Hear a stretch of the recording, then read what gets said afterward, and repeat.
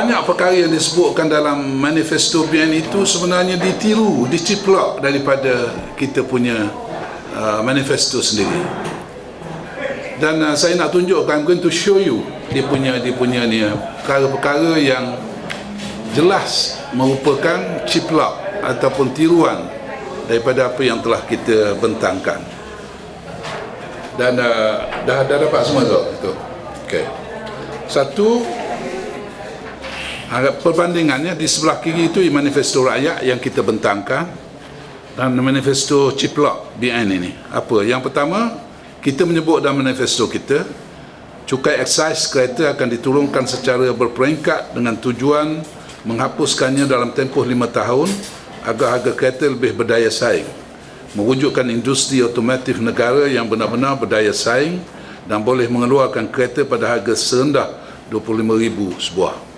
Yang ciplak punya BN menyemak semula dasar otomotif nasional bagi mengurangkan harga kereta secara berperingkat-peringkat antara 20 hingga 30% serta meningkatkan daya saing kereta nasional. Ini just a matter of wordings yang diubah suai, tapi hakikatnya ialah perubahan kepada dasar otomotif yang kita bentangkan kepada rakyat, dan itu ditiru oleh BN.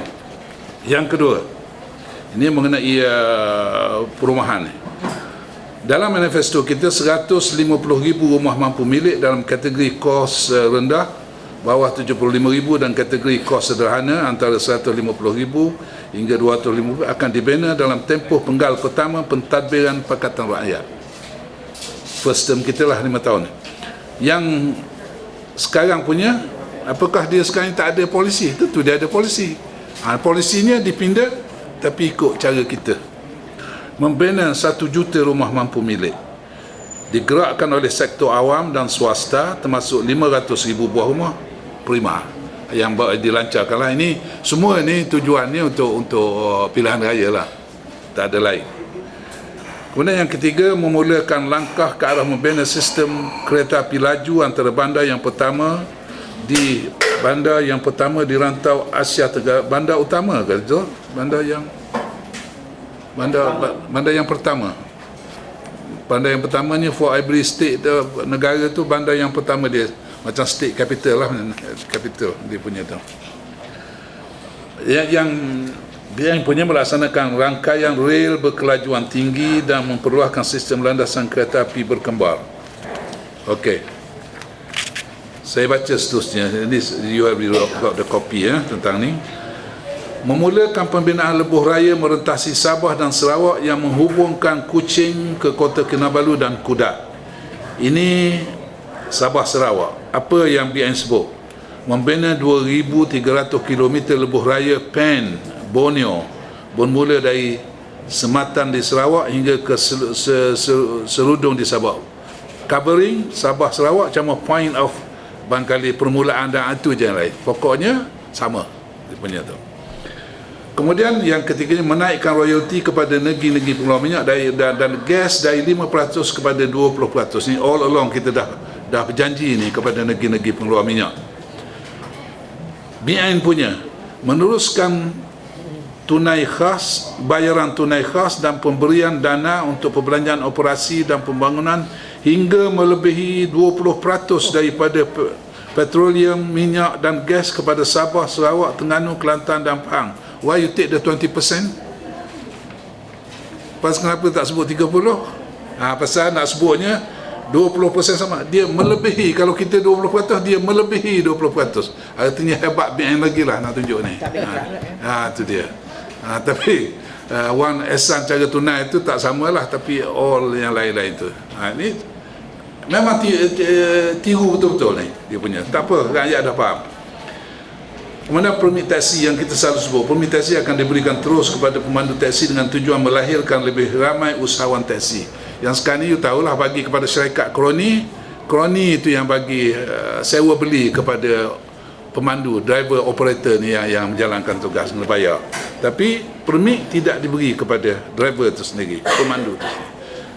Kemudian kita direct kepada pemandu. Apa yang dia? meningkatkan jumlah permit taksi individu. Dan bagi individu juga itulah pada tu sama macam kita lah. Meningkatkan. Jadi sama. Sekarang ni nak tutup bahawa sekarang ni dia bagi pada kroni, kita nak bagi. Dan dia pun baru ni kan ada dah bagi pun sebahagian daripada itu sebagai contoh.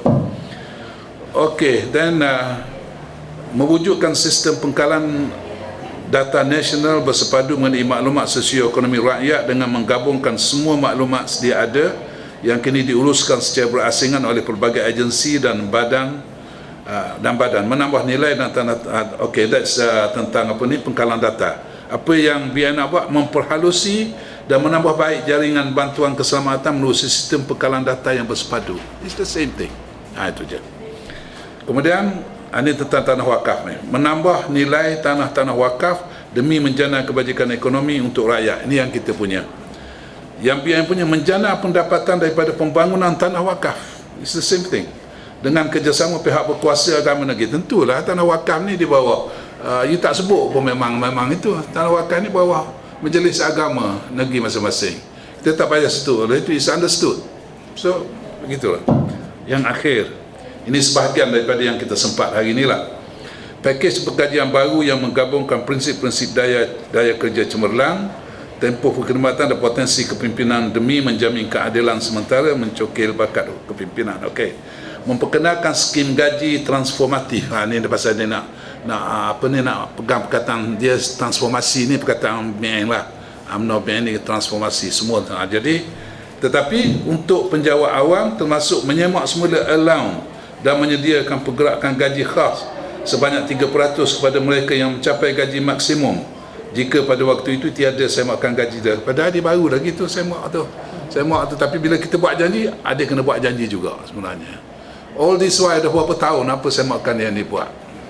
Tak ada. So inilah di antara beberapa perkara yang saya nak sebut bagi pihak pembangkang, khususnya PAS, bahawa apa yang dibentangkan oleh BN dalam manifestonya itu banyak persamaan-persamaan bukan secara kebetulan, tetapi diceplak oleh BN daripada manifesto kita. InsyaAllah dari semasa ke semasa, insyaAllah kita akan terangkan lagi perkara-perkara dan isu-isu lain, insyaAllah. Saya tambah sikitlah, di samping manifesto kita ni, di samping manifesto yang kita adakan di peringkat pusat, di peringkat negeri pun ada manifesto yang tersendiri bagi negeri itu, sebab ada kelainan ni di mana jurisdiction negeri dalam buat apa perkara ini berlainan daripada pusat. Soal tanah misalnya dan perkara-perkara yang berkaitan itu bidang kuasa kerajaan negeri. Semalam dia punya sedialah dalam tadi di Kedah dah ada dia punya 3 parti ni telah pun melancarkan dia punya manifesto negeri yang dihadiri semalam di Kedah. Dan begitu juga negeri ni. Yang paling awal melancarkan ialah Negeri Sembilan. Ini manifesto negeri. Dia dah lama dulu. Dan akan diikuti oleh negeri-negeri lain yang mana yang belum selesai lah, insyaAllah.